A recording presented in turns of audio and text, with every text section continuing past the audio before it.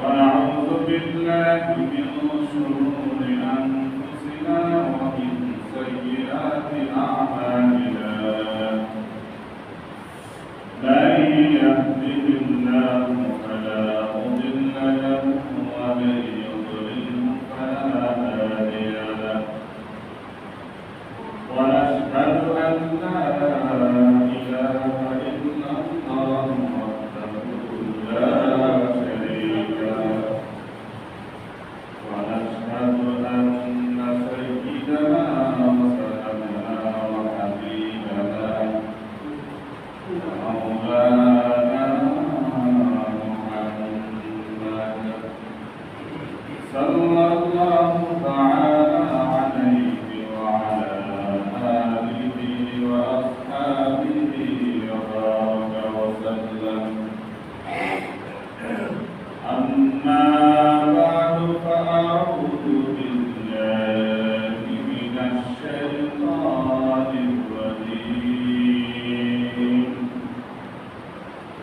بسم الله الرحمن الرحيم.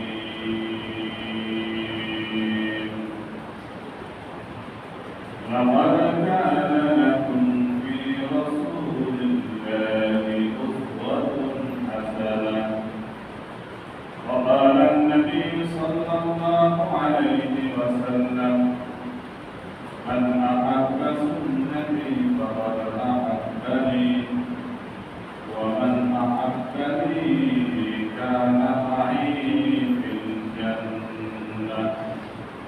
صدق الله مولانا العظيم وصدق رسوله النبي الكريم ونحن على ذلك من الشاهدين والشاكرين والحمد لله رب العالمين.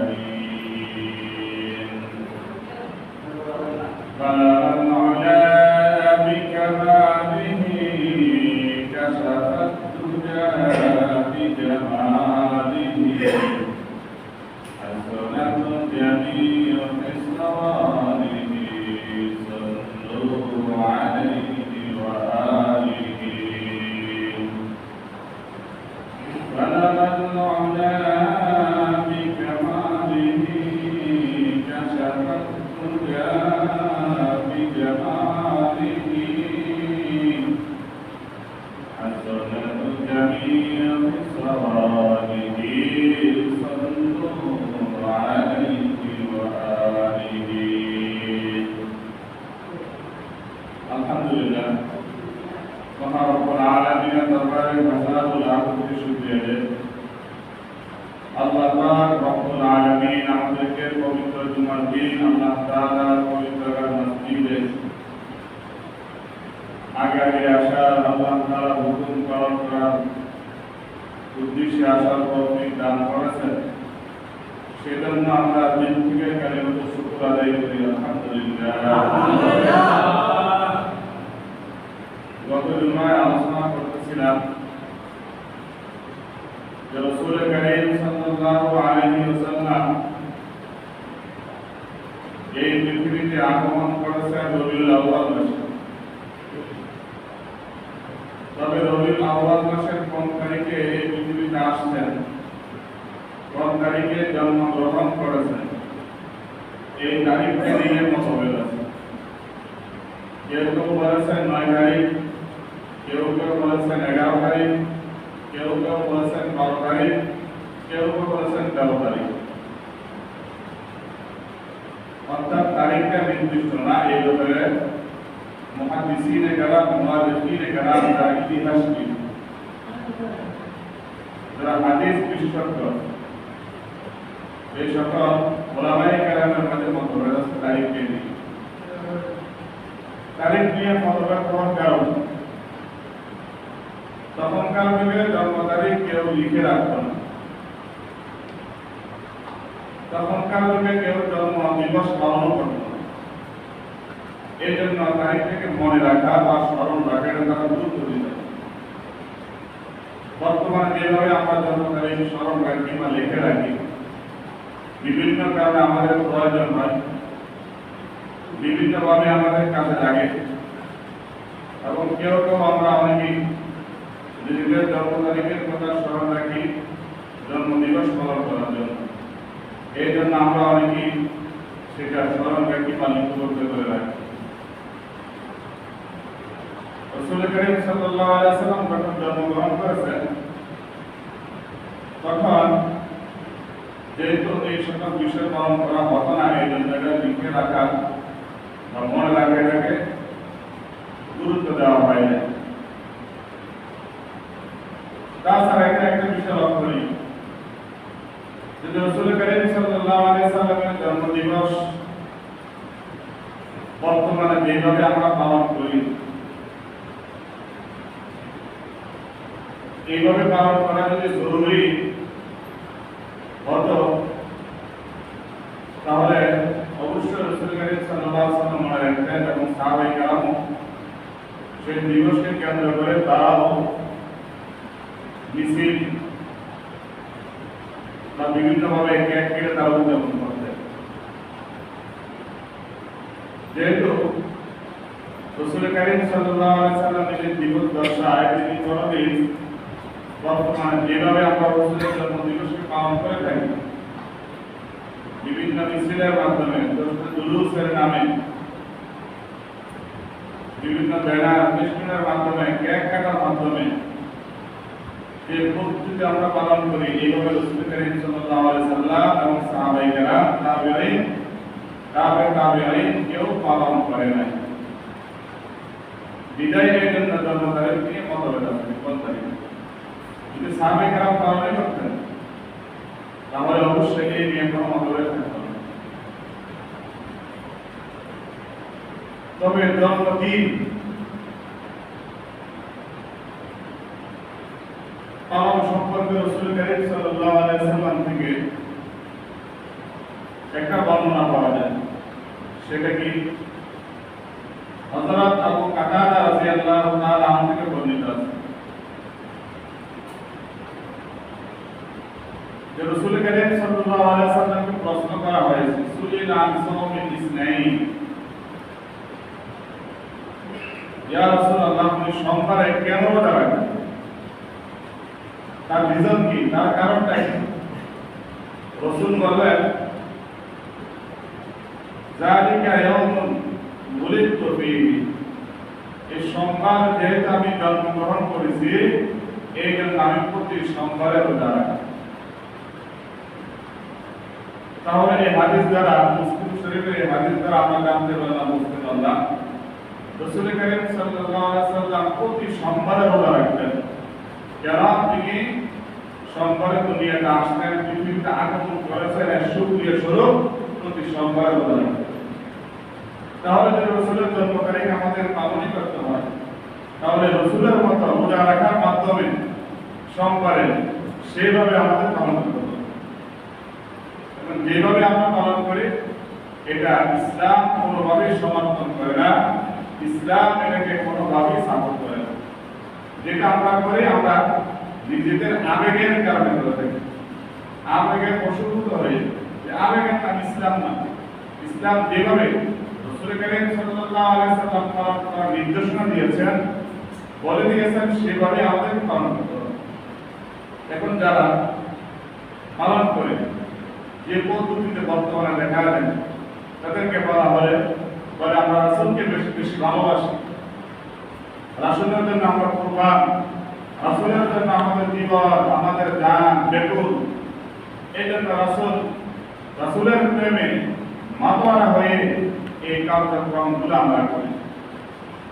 যদি তাদেরকে বলা হয় এগুলো তো কোরআন হাদিসে নাই বা সাহাবায়ে কেরাম এগুলো পালন করে না, রাসূল এগুলো পালন করে নাই, তখন তারা বলে এটা পালন করলে সমস্যা নেই, আমরা এই পদ্ধতি গ্রহণ করি, সমস্যা নেই। যদি তাদেরকে বলা হয় রাসূল তো বাৎসরিক জন্মদিবস পালন করে নাই, রাসূল করিম সাল্লাল্লাহু আলাইহি ওয়াসাল্লাম প্রতি সোমবারে দুনিয়াতে যদি সোমবারে আসতেন শুক্র পূজা রেখেছেন, তাহলে আপনারা রোজা রাখেন। রোজার কথা বলতে কেউ এই আমাদের দ্বারা কাছে আসতে চায় না। এই জন্য যেটা বলতেছিলাম যে রাসূল করিম সাল্লাল্লাহু আলাইহি ওয়াসাল্লামের জন্মদিবস যে সাহাবায়ে কেরাম রাসূল সাল্লাল্লাহু আলাইহি ওয়াসাল্লাম যেভাবে পালন করেছেন সেভাবে আমাদেরকে পালন করতে হবে। নিজেদের আবেগী হয়ে মন গড়া ইবাদত মনে করে এই সকল কার্যক্রমগুলা অ্যাক্টিভিটিসগুলা আমরা যেভাবে বর্তমানে করতেছি ইবাদত মনে করে এগুলো সব হবেই না, বরং গুনাহ আমাদের হবে, বেদাত হবে। দেখেন সাহাবায়ে কেরাম বর্তমানে যারা এইগুলো করেন তারা বলে আমরা রাসূলের আশিক, আমরা রাসূলকে মহব্বত করি। দেখেন রাসূলের মহব্বত করার পদ্ধতি কি? রাসূল সাল্লাল্লাহু আলাইহি ওয়াসাল্লামকে ভালোবাসার পদ্ধতি কি? স্বয়ং রাসূল কারীম সাল্লাল্লাহু আলাইহি ওয়াসাল্লাম নিজেই বলে দিয়েছেন। তিরমিজি শরীফের মধ্যে আসছে রাসূল বলেন মান আহাব্বা সুন্নতি ফাকাদ আহাব্বানি ওয়া মান আহাব্বানি কানা মাই ফিল জান্নাহ। রাসূল বলেন তোমরা যদি আমাকে ভালোবাসতে চাও, তোমরা যদি আমাকে ভালোবাসতে চাও তাহলে কি করো? আমার সুন্নতকে অনুসরণ করো, আমার সুন্নতকে ভালোবাসো, আমার আদর্শকে ভালোবাসো। যদি রাসূলের আদর্শকে আমরা ভালোবাসি তাহলে রাসূলকে ভালোবাসা হবে। রাসূলের আদর্শ কি? রাসূল কারীম সাল্লাল্লাহু আলাইহি সাল্লামের একেবারে ব্যক্তিগত জীবন থেকে আন্তর্জাতিক জীবন পর্যন্ত কিভাবে তিনি চলেছেন, কিভাবে তিনি প্রত্যেকটা কাজকর্ম করেছেন, কিভাবে তিনি প্রত্যেকটা বিষয়ের সমাধান করেছেন, এই বিষয়গুলোকে ফলো করাই হচ্ছে রাসূলের সুন্নতকে ভালোবাসা, রাসূলের সুন্নতকে অনুসরণ করা। যদি এইভাবে আমরা রাসূলকে অনুসরণ করি, এইভাবে যদি রাসূলকে আমরা ফলো করি, রাসূলের সুন্নতকে পালন করার মাধ্যমে যদি রাসূলকে আমরা ভালোবাসি, তাহলে রাসূল বলেন ফাকাদ আহাব্বানি, মান আহাব্বা সুন্নতি ফাকাদ আহাব্বানি ওয়া মান আহাব্বানি কানা মাই ফিল জান্নাহ। তখন সে প্রকৃতপক্ষে আমার ভালোবাসা অর্জন করতে পারবে, আর আমার ভালোবাসা যখন সে অর্জন করবে সে আমার সাথে জান্নাতে থাকবে। এই জন্য রাসূলের আদর্শকে ফলো করার মাধ্যমেই আমাদেরকে রাসূলকে ভালোবাসতে হবে। মুখে বলি ছাড়াই না রাসূলকে ভালোবাসি, মুখে বললাম রাসূলকে অনেক ভালোবাসি, কিন্তু কাজে কর্মে রাসূলের আদর্শ আমি নাই, তাহলে সেটা প্রকৃতপক্ষে ভালোবাসা না, সেটা মুখে বুলি উড়ানো ভালোবাসা, সেটা মুখে বুলি উড়ানো ভালোবাসা।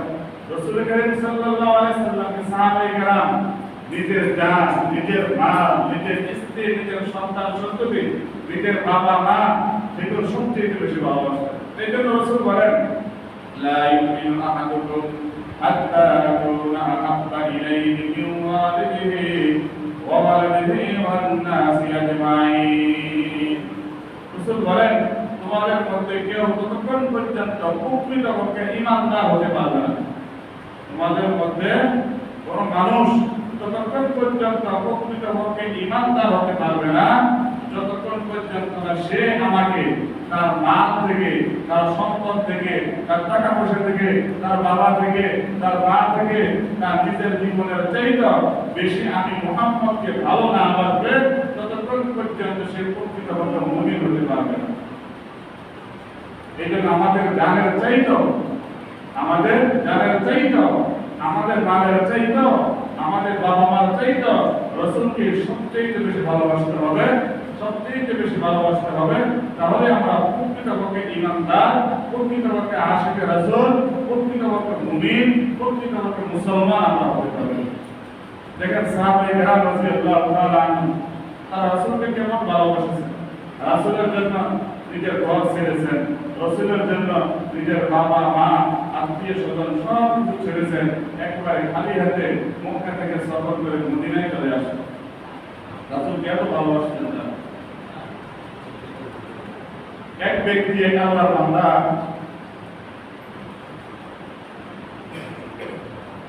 সে একদিন নিজে ভাবতেছে, প্রায় 1 থেকে 150 বছর আগের ঘটনা, এক ব্যক্তির ঘটনা। সে মনে মনে ভাবতেছে আমরা তো ইমানদার, আমি তো ইমানদার, আমি যদি রাসূলের প্রতি আসতাম, রাসূল সাল্লাল্লাহু আলাইহি ওয়াসাল্লাম যে যুগে ছিল সেই যুগে যদি আমি জন্মগ্রহণ করতাম, তাহলে আবু বকর, ওমর, আলী, উসমান তাদের মতো আমি রসুলকে ভালোবাসতে পারতাম, তাদের মতো আমি রসুলের জন্য জীবন, নিজের নাম সব কিছু কোরবানি করতে পারতাম।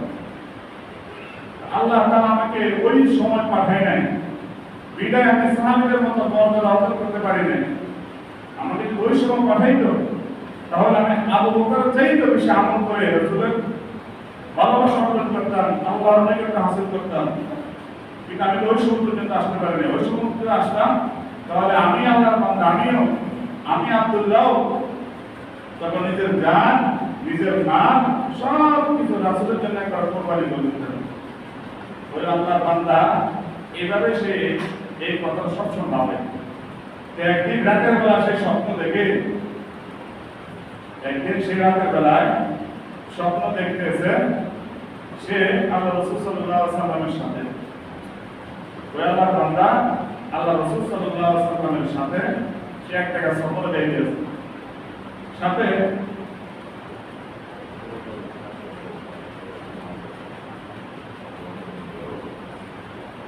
তার সাথে ছিল আবু বকর, উমর, উসমান, অন্যান্য সাহাবীরা ছিলেন, এবং যে ব্যক্তি স্বপ্ন দেখতেছে সেও আছে। রাসূল সাল্লাল্লাহু আলাইহি ওয়াসাল্লাম সামনে হাঁটতে আছেন, তারপর আবু বকর, তারপর উমর, তারপর উসমান, তারপর আলী, অন্যান্য সাহাবারা এইভাবে তার রাস্তা দিয়ে হাঁটতে আছেন। যিনি স্বপ্ন দেখতে আছেন তিনিও ওই দলের মধ্যে আছেন, স্বপ্ন দেখতেছেন। তো রাসূল কারীম সাল্লাল্লাহু আলাইহি ওয়াসাল্লাম যেতে কিছু দূর যাওয়ার পরে দেখা গেল রাস্তার মধ্যে কাঁটা বিছানো, রাস্তার মধ্যে কাঁটা ছড়িয়ে আছে। এবং সাহাবায়ে কেরাম দেখলেন, এখন যদি কাঁটার উপর দিয়ে যায় তাহলে কাঁটা পায়ের মধ্যে বিঁধবে, পা কেটে যাবে, পা কত বিক্ষত হবে। তখন সাহাবায়ে কেরাম উপস্থিত যারা ছিল, আবু বকর, ওমর, উসমান, আলী রাদিয়াল্লাহু তাআলা এবং যিনি স্বপ্ন দেখতে আছেন তিনিও উপস্থিত। তখন দেখা গেল যে রাসূল কারীম সাল্লাল্লাহু আলাইহি ওয়াসাল্লাম এই রাস্তা অতিক্রম করার জন্য আবু বকর, ওমর, উসমান তারা কাঁটার মধ্যে শুয়ে গেছে। আর বলতে ইয়া রাসূলুল্লাহ, আপনি আমাদের উপর দিয়ে হেঁটে হেঁটে যান যাতে আপনার পায়ের মধ্যে কোনো কাঁটা না লাগে। আর ওই লোক যিনি স্বপ্ন দেখতেছেন সে দাঁড়িয়ে আছে, সে তখন মাথা তুলে কেটেছে, আমি কি যাবো নাকি যাবো না, আমি কি এখন যাই, আমার শরীরের মধ্যে কাঁটা বিঁধতেছে, কি করতে আছে, সে কি আবু বকর, উসমানের সাথে শুয়ে যাবে? তখন কেমন সম্ভব করে তার স্বপ্ন ভেঙে গেল। স্বপ্ন ভাঙার পর ওই ব্যক্তি বুঝে ধরেছে আসলে ওইটুকু যদি আমি আসতাম, আবু বকর, উসমানের মতো হতেই পারতাম না, বড় আবু জাহেল, আবু লাহাব, উতবা, সাইবা তাদের মতো কাফের হয়ে যাওয়ার সম্ভাবনা ছিল আমার। দেখে রাসূল কারীম সাল্লাল্লাহু আলাইহি ওয়াসাল্লামকে সাহাবায়ে কেরাম কত ভালোবাসতেন। রাসূলের গায়ে সামান্য একটা মাছি বসবে এটাও তারা সহ্য করতে পারত না। জনগণের ব্যক্তি যিনি বলতেন আমি যদি ওই সময় আসতাম তাহলে আমি আবু বকর, উসমানের দায়িত্ব শেষ করতে পারতাম বা তাদের সম্পদ আমি হতে পারতাম। তখন তার বুঝে আসলে আসলে আমাদের ভালোবাসা আর তাদের ভালোবাসা আকাশ পাতাল ডিফারেন্স। সাহাবায়ে কেরাম তার প্রকৃতপক্ষে আশিক ছিলেন। দেখেন এক সাহাবীকে সম্ভবত হযরত আবু যর গিফারী রাদিয়াল্লাহু তাআলা হবে, অবু সাহাবী হবে। কাফেররা তাকে বন্দী করে নিয়ে গেল, কাফেররা তাকে বন্দী করে বাসায় নিয়ে গেল। এখন তাকে তার হাত পা বেঁধে তাকে বিভিন্নভাবে নির্যাতন করা হচ্ছে। তখন তাকে খাবার দিতেছে না, একদিন, দুই দিন, 3 দিন চলে যেতেছে। তাকে বন্দী করে রেখে দিচ্ছে, কিন্তু পানি পান করার জন্য তাকে দিচ্ছে না, কোনো খাবার বক্ষণ করার জন্য তাকে দিতেছে না। কাফেররা এইভাবে তাকে কষ্ট দিচ্ছে। তবে কাফেররা সিদ্ধান্ত করলো তাকে শুলির মধ্যে চড়াইয়ে তাকে মারা হবে। একদিন তাকে খাবার না দিয়ে, তাকে তো খাবার দিচ্ছে না দীর্ঘদিন, তখন তার সামনে মদ দিল, শুকুরের গোশত দিল, বিভিন্ন আরাম জাতীয় খাবার দিল। তখন সে ক্ষুধার কষ্ট সহ্য করেছে, কিন্তু হারাম খাদ্য সে গ্রহণ করে না। যদিও প্রচন্ড ক্ষুধা অবস্থায় যদি হালাল রিজিকের ব্যবস্থা না থাকে, যদিও জান বাঁচানোর জন্য যতটুকু খেয়ে জীবন বাঁচবে ততটুকু খাওয়া বৈধ ছিল, কিন্তু ওই সাহাবী তারপরও ওই হারাম জিনিসের প্রতি হাত বাড়ায় না এবং খায় না। তারপর তাকে কেদিন শুলির মধ্যে চড়ানো হবে। এই দিন তাকে বন্দিখানা থেকে বের করে তাকে শরীর মধ্যে এভাবে ঝুলিয়ে রাখা হলো। এখন তাকে তীর নিক্ষেপ করে হত্যা করলো। তখন ওই সাহাবীকে বলতেছে, কাফেররা বলতেছে, তুমি শুধু মুখ দ্বারা এতটুকু যদি বলো, তুমি শুধু মুখ দ্বারা এতটুকু বলবে, কি বলবে? যে তুমি এখন যে অবস্থা তোমার আছে, তুমি এখন যে অবস্থা তোমাকে বন্দি করা রাখা হয়েছে, শরীর মধ্যে চালানো হয়েছে, এখন এই তোমার জায়গায় মুহাম্মদকে রাখা হবে, তোমাকে ছেড়ে দেওয়া হবে এবং তাকে মারা হবে। তুমি এই বিষয়টা পছন্দ করবে নাকি পছন্দ করবে না? শুধু যদি এতটুকু বলা, আমি এটা পছন্দ করি যে আমার স্থানে মুহাম্মদকে রাখা, মুহাম্মদ সাল্লাল্লাহু আলাইহি ওয়াসাল্লামকে রাখা হবে, এই কথা যদি বলো তোমাকে ছেড়ে দেওয়া হবে। তো নয় ঘনিষ্ঠ ভাষা বলতেছে, আরে এই জায়গায় তো আমার পরিবর্তে মুহাম্মদ সাল্লাল্লাহু আলাইহি ওয়াসাল্লামকে রাখা হবে, এখানে মুখ দ্বারা বলবো, বললেই ছেড়ে দিবে। আমার এক জান কেন, দুই জান কেন, হাজার জানও যদি আল্লাহ তাআলা আমাকে দেয়, তারপরও আমি নিজের জান কোরবানি করতে প্রস্তুত। রাসূলের গায়ে কাঁটা কেন, সামান্য একটা মশা বসবে, সেটা আমি সাহাবী সহ্য করতে পারবো না। এই ছিল সাহাবায়ে কেরামের রাসূলের প্রতি ভালোবাসা, রাসূলের প্রতি মহব্বত, রাসূলের প্রতি তাদের ইশক। এরকম তার রাসূল কারীম সাল্লাল্লাহু আলাইহি ওয়াসাল্লামকে ভালোবাসা। আমরা তো হাজার ভাগে একবার রাসূল সাল্লাল্লাহু আলাইহি ওয়াসাল্লামকে এভাবে ভালোবাসতে পারি না। তারপর আমরা নিজেদেরকে আশিকে রাসূল দাবি করি, কিন্তু রাসূলের সুন্নাত নাই, নামাজ নাই, রোজা নাই, কোনো কিছুই নেই। বিভিন্ন দিবসে আমরা এরকম ভাবে ধরে কাছাকাছি করি, কিন্তু আমরা কোনোদিন নামাজও করি না, কোনোদিন নামাজও করি না, রোজাও রাখি না, এরকম কখনো রাসূলের সুন্নাত কোনো বিষয়কে ফলো করি না। শুধু মুখ দ্বারা বলি, শুধু মুখ দ্বারা বললেই আমাদের প্রকৃতপক্ষে রাসূলের আশা করতে পারবো না। যতক্ষণ না রাসূলের আদর্শকে আমরা আঁকড়িয়ে না ধরবো, যতক্ষণ না রাসূলের প্রত্যেকটা আমল, প্রত্যেকটা বিষয়কে, চাই সেটা ছোট হোক, চাই সেটা বড় হোক, প্রত্যেকটা আমলকে যখন আমরা আঁকড়িয়ে না ধরবো, পালন না করবো, ততক্ষণ পর্যন্ত আমরা আশিকে রাসূল হতে পারবো না। এই জন্যই তো আল্লাহ তাআলা পবিত্র কোরআন কারীমের মধ্যে বলেন, লাকাদ কানা লাকুম ফি রাসূলিল্লাহি উসওয়াতুন হাসানা। আমি তোমাদের জন্য রাসূলের মধ্যে উত্তম আদর্শ রেখেছি। উত্তম আদর্শ যারা ফলো করবে, এই সুন্নতকে, এই আদর্শকে যারা ফলো করবে, তারাই রাসূলকে ভালোবাসবে। আর যারাই সুন্নতের অনুসরণের মাধ্যমে রাসূলকে ভালোবাসবে, রাসূলকে মহব্বত করবে, রাসূল বলেন, ফাকাদ কানা মাই ফিল জান্নাহ, তারাই আমার সাথে পরকালে জান্নাতের মধ্যে থাকবে। এজন্য রাসূল কারীম সাল্লাল্লাহু আলাইহি ওয়াসাল্লাম যেভাবে বিভিন্ন বিষয় আমাদেরকে আমল করার জন্য বাদ দিয়ে দিয়েছেন, বলে দিয়েছেন, সেইভাবে আমাদেরকে আমল করতে হবে। যে বিষয়টা যেভাবে ইসলামে আছে, সেইভাবে সেটাকে ওইভাবে পালন করতে হবে, সেটাকে ওইভাবে ফলো করতে হবে। তাহলে আমি প্রকৃতপক্ষে আশিকে রাসূল হতে পারবো। নিজের মন মতো, যেটা ইসলামে নাই, নিজের মন মতো বানাইলাম, আর সেটাকে সবের নিয়ত করে করলাম, তাহলে সব তো হবেই না, বরং সেটার মধ্যে গুনাহ আর গুনাহ হবে, বরং সেটার মধ্যে গুনাহ আর গুনাহ হবে। রাসূল কারীম সাল্লাল্লাহু আলাইহি ওয়াসাল্লাম এই রবিউল আউয়াল মাসে দুনিয়াতে আসছেন, আগমন করেছেন। এটা পুরা দুনিয়ার জন্য, সারা বিশ্ববাসীর জন্য রহমত, সারা বিশ্ববাসীর জন্য রহমত। রাসূলকে এমন যাকে আল্লাহ তাআলা সৃষ্টি না করলে আসমান, জমিন, গ্রহ, নক্ষত্র কোনো কিছু সৃষ্টি করতে হবে। এই জন্য আমরা বেশি বেশি শুকরিয়া আদায় করবো যে আমরা রাসূলের উম্মত হতে পেরেছি। রাসূলের উম্মত হওয়ার সৌভাগ্য আল্লাহ তাআলা আমাদেরকে দিয়েছে। দেখেন, অন্য যুগের নবীরা পর্যন্ত রাসূলের উম্মত হওয়ার জন্য দোয়া করেছে। আল্লাহ তাআলা কোন নবীর দোয়াকে কবুল করে নাই, একমাত্র হযরত ঈসা আলাইহিস সালামের দোয়াকে আল্লাহ তাআলা কবুল করেছে। কিয়ামতের পূর্ব মুহূর্তে হযরত ঈসা আলাইহিস সালাম আসবেন, নবী হিসেবে না, বরং আমাদের নবীর উম্মত হয়ে আসবেন। দুনিয়াতে এসে তিনি আমাদের নবীর সুন্নতকে, আমাদের নবীর শরীয়তকে তিনি ফলো করবেন। এই জন্য আমরা যে কত দামি, আমাদের দাম, আমাদের মূল আমরা নিজেরাই বুঝি না, আমরা নিজেরাই জানি না। দেখেন, আমাদের আগে কোন নবীর উম্মত জান্নাতে প্রবেশ করতে পারবে না। সর্বপ্রথম জান্নাতে প্রবেশ কে করবে? আমাদের নবী। তারপর অন্য নবীরা জান্নাতে প্রবেশ করবে। তারপর নবীদের পরে আমরা শেষ নবীর উম্মত, আমরা আগে জান্নাতে প্রবেশ করব। আমরা জান্নাতে প্রবেশ করার পর অন্য নবীর উম্মতরা যারা জান্নাতে যাবে তারা প্রবেশ করবে। তো দেখেন আমাদের সম্মান, আমাদের মর্যাদা কত আল্লাহ তাআলা, কিন্তু আমাদের দাম, আমাদের মর্যাদা, আমাদের সম্মান আমরা নিজেরা জানিও না, বুঝিও না। দেখেন আল্লাহ তাআলা আমাদেরকে নবীর মাধ্যমে সম্মানিত করেছেন, আল্লাহ তাআলা আমাদেরকে কোরআনের মাধ্যমে সম্মানিত করেছেন। এই সম্মান যদি আমরা ধরে না রাখি তাহলে আমরা কুকুর শুকুরের চাইতেও নিকৃষ্ট হয়ে যাব।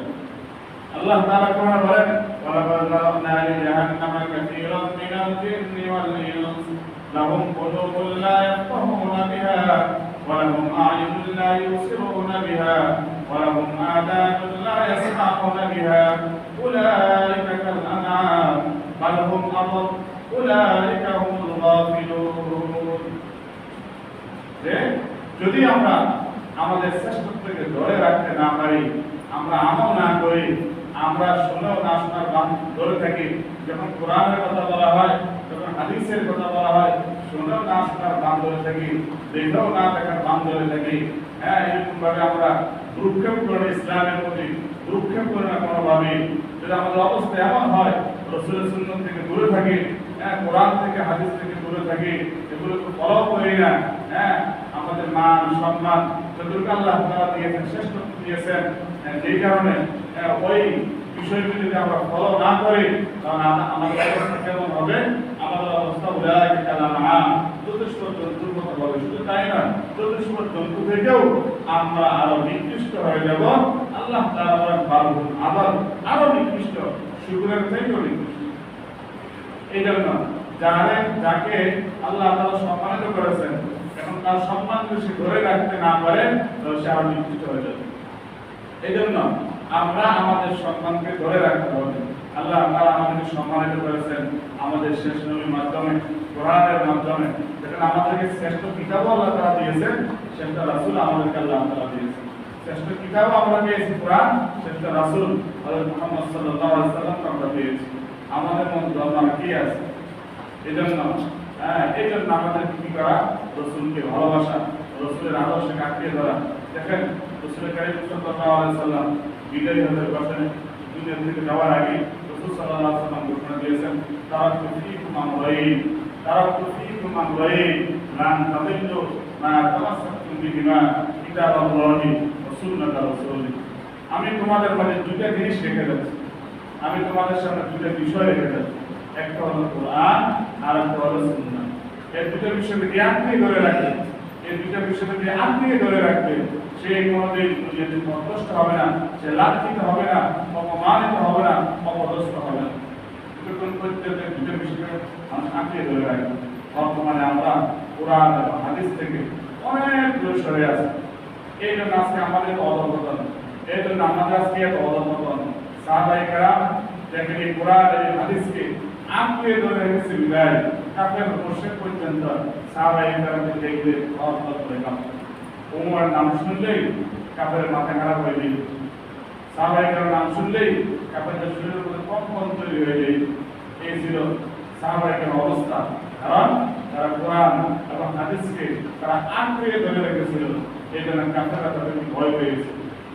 এই জন্য আমরা যদি আঁকড়ে ধরে রাখতে পারি, কোরআনকে পরিপূর্ণভাবে ফলো করতে পারি, সুন্নাহকে পরিপূর্ণভাবে ফলো করতে পারি, অনুসরণ করতে পারি, তাহলে আমরাও এরকম ভাবে শ্রেষ্ঠত্বের আসনে আসীন হতে পারবো। আমরাও লাঞ্ছিত হব না, অপমানিত হব না।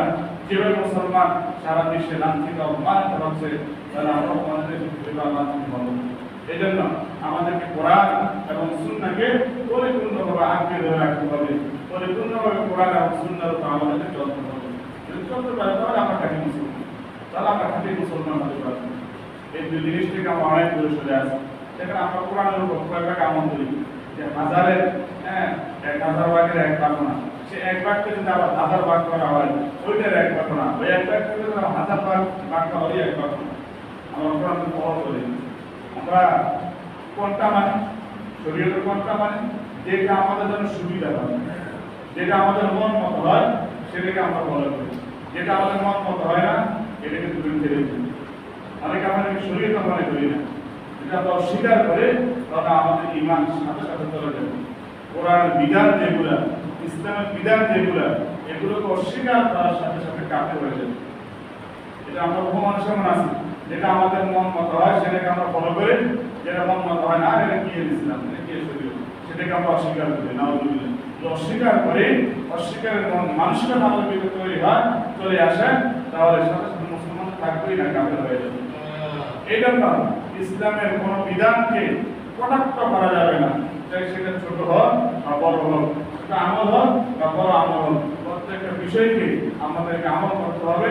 আমল না করতে পারি, এটা সত্য, এটা বাস্তব, এটা আল্লাহ তাআলার বিধান, এটাকে আমাদের বিশ্বাস করতে হবে, এটাকে আমাদেরকে বিশ্বাস করতে হবে। থেকে অনেকে পর্দার বিধান, ইসলামের শরীয়তে যে পর্দা করা ফরজ, মহিলাদেরকে পুরোপুরি পর্দা করা ফরজ, এখন অনেকে পর্দার বিধানকে অস্বীকার করে। বহু মানুষ কি পর্দা, কি অস্বীকার করলে সাথে সাথে মুসলমান তো থাকবে না। যদিও সামনের কাটা সে নামাজ পড়ে, যদিও সে 100 বার হজ করে, যদিও সে 200 বার হজ করে, 1000 বার হজ করে, কিন্তু ইসলামের একটা বিধানকে অস্বীকার করা সাথে সাথে করে কাফের হয়ে যাবে। যদিও সে ইসলাম অনেক বিধান ফলো করে, দেখা যায় মৃত্যুর সময় তার কালিমা নসিব হবে, মৃত্যুর সময় কালিমা নসিব না হলেই তো সে জাহান্নামে যাবে। বহু মানুষ এমন আছে, কিন্তু সে কি স্বীকার করে এটা ইসলামের বিধান, কিন্তু সে আমল করে না, স্বীকার করে, বিশ্বাস করে এটা ইসলামের বিধান, কিন্তু সে কি করে না, আমল করে না, চলতে পারে না, পালন করতে পারে না। এই জন্য সে আফসোস করে। ওই সমস্ত মানুষগুলা থেকে অনেক আগে বেড়ে যাবে। তারা তো স্বীকার করে, বিশ্বাস করে, কিন্তু আমল করতে পারতেছে না, নিজেদের অপারগতার কারণে আর শয়তানের ধোঁকা বলে। এই জন্য ইসলামের প্রত্যেকটা বিধানকে আমাদের বিশ্বাস করতে হবে। কিছু কিছু বিধান আছে বললেই অনেকে নাকসিং যায়, এটা কেমন করে। এই জন্য ইসলামের প্রত্যেকটা বিধানকে একেবারে শুরু থেকে শেষ পর্যন্ত যা যা আছে, যা যা রাসূল সাল্লাল্লাহু আলাইহি ওয়াসাল্লাম আমাদের সামনে নিয়ে আসতেন, আল্লাহ তাআলা রাসূলের মাধ্যমে দিয়েছেন, প্রত্যেকটা বিধানকে, চাই সেটা ছোট হোক, চাই সেটা বড় হোক, প্রত্যেকটা বিধানকে আমাদের আমল করতে হবে। যেটা বলছিলাম যে রাসূল কারীম সাল্লাল্লাহু আলাইহি ওয়াসাল্লাম এই দুনিয়াতে সবার জন্য রহমত, ওয়া আরসালনাকা ইল্লা রাহমাতাল লিল আলামিন। যে রাসূলের উসিলায় আল্লাহ তাআলা কাফের মুশরিক সবাইকে আল্লাহ তাআলা খাওয়াইছে রাসূলের উসিলায়। যদি কাফের মুশরিকরা রাসূল সাল্লাল্লাহু আলাইহি ওয়াসাল্লামকে বিভিন্ন কটাক্ষ করে, বিভিন্ন রাসূলের বিরুদ্ধে এমন মন্তব্য করে, তাদেরকে আল্লাহ তাআলা রাসূলের উসিলায় আল্লাহ তাদেরকে খাওয়াইতেছে, কিন্তু তারা বোঝে না যে তাদের রাসূলের উসিলায় দুনিয়াতে খাইতেছে। রাসূলের সৃষ্টি করা না হতো আল্লাহ তাআলা আসমান, জমিন, ফুল, কায়নাত সব কিছু আল্লাহ তাআলা সৃষ্টি করতেন। এই জন্য রাসূলকে ভালোবাসতে হবে, আর সেই ভালোবাসার প্রকাশ ঘটাতে হবে রাসূলের আদর্শকে ফলো করে, রাসূলের সুন্নাতকে ফলো করে। শুধু মুখে মুখে বললেই হবে না, রাসূল যেগুলো বলতে নিষেধ করেছেন এই সকল কার্যক্রম, এই সকল অ্যাক্টিভিটিস করে রাসূলের ভালোবাসার প্রকাশ ঘটালে সেটা প্রকৃতপক্ষে ভালোবাসা হবে না। আসুন আল্লাহ তাআলা আমাদের প্রত্যেককে রাসূলের প্রত্যেকটা সুন্নাত, রাসূলের প্রত্যেকটা আদর্শকে পরিপূর্ণভাবে ফলো করা, অনুসরণ করা আল্লাহ তাআলা আমাদের প্রত্যেককে তৌফিক দান করুন। আমরা যারা চার রাকাত কাবলা নামাজ পড়ে নিই, 4 রাকাত নামাজ পড়ে নিই।